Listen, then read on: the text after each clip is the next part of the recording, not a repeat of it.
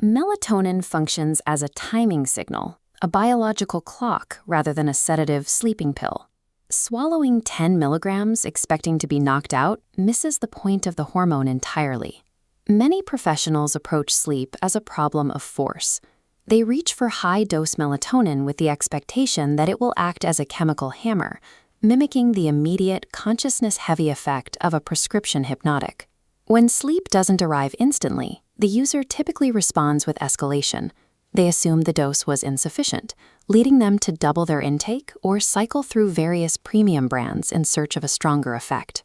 After several nights of persistent wakefulness or morning grogginess, they often decide that melatonin is simply ineffective, or that their body has developed a unique resistance to it. The reality is that the supplement is doing exactly what it was designed to do. The frustration stems from trying to solve a sedation problem with a biological timing tool. Relying on melatonin to force sleep onset is like using a calendar to turn off a light switch. The tool is precise, but it is being applied to the wrong biological requirement. Naturally, the pineal gland releases melatonin when the environment goes dark. It's an internal signal telling every cell the night phase has begun. It coordinates biological rhythms, organizing the body's internal processes into a synchronized nighttime state, rather than triggering a sudden loss of consciousness. Megadosing disrupts this delicate coordination.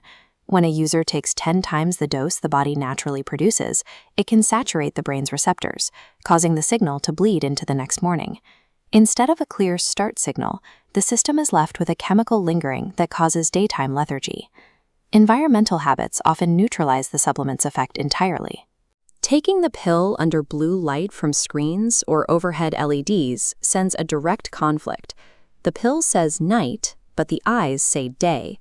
This creates a state of biological static. Residual caffeine or high stress hormones keep the nervous system alert, meaning the melatonin signal arrives at a system that is physically incapable of responding to it. Attempting to trigger a timing signal while remaining in a high-stimulation, brightly lit environment effectively cancels out the physiological message you are trying to send. Most sleep issues fall into two categories: a timing shift or hyperarousal. A timing shift, like jet lag, is a misaligned clock, which a low melatonin dose can fix. Hyperarousal is different. Your nervous system is locked in alert mode, rendering you too stimulated to sleep. Melatonin has no biological mechanism to lower this state of arousal. It cannot override an active fight or flight response or quiet a stressed mind. Understanding this distinction is vital. You cannot use a clock-setting hormone to solve a problem caused by an adrenaline spike. For those dealing with a genuine timing issue, the most effective protocol involves small doses, often significantly lower than standard retail options.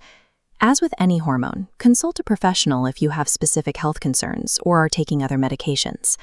Consistency is the primary requirement. To anchor a circadian rhythm, the timing of the dose needs to be the same every single night, reinforcing a predictable schedule for the body. The protocol also requires environmental cooperation. The hour after taking the supplement must be spent in relative darkness, allowing the body's natural wind-down processes to take over without light interference. Because supplement quality and actual dosage vary significantly by brand and country, maintaining a disciplined personal routine is the only way to ensure the biological signal is clear enough to be effective. If you take one thing from this, before you change your dose again, ask whether you're using melatonin as a timing signal or as a sedative. If it's timing, keep the dose small, the schedule boringly consistent, and the hour after you take it genuinely dark. If it's anxiety, address arousal first,